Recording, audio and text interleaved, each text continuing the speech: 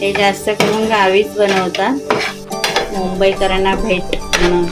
नमस्कार सर्वांना. आजची रेसिपी आहे नारळाची वडी. त्याच्याने मी ओला नारळ आहे ना ते फोडून घेतलंय, त्याचं खोबऱ्याचं किस किसून घ्यायचं आणि त्याच्यावरची हे सर्व पाचची कवची आहे ती काढून घ्यायचं सगळं आणि फक्त व्हाईट वालं घ्यायचं पीस.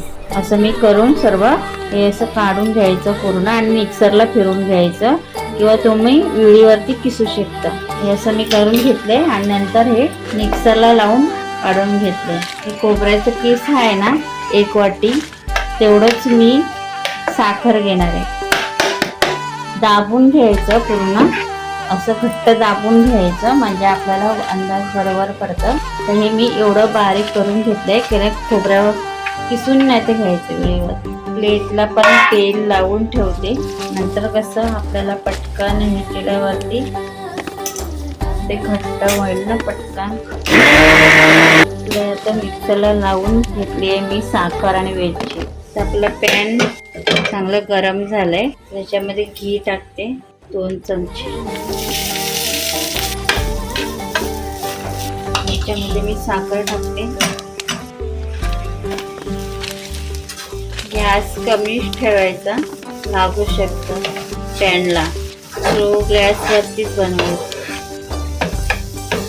साखर कशी मिक्सरला फिरून घेतल्यावरती वितळायला टाइम लागत नाही, पटकन वितळते.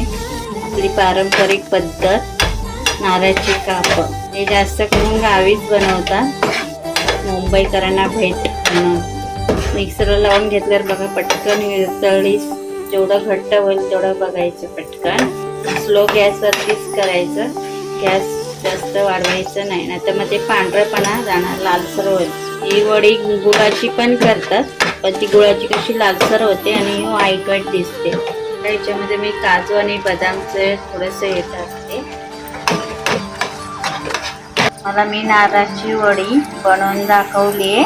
तुम्हाला मग दाखवायला वेळ नाही मिळाला मला ताटामध्ये आणि कापा कटिंग करते वेळ, कारण ते पटकन करावं लागतं आणि सुद्धा. तुम्ही पण असेच बनवा, आवडेल तुम्हाला. आवडल्यास लाईक करा, शेअर करा आणि कमेंट करा. भेटूया पुढच्या भागात. आणि मी थोडीशी काजू बदाम वगैरे टाकले, त्याच्याकडे असं तर तुम्ही टाकू शकता, असं काही नाही.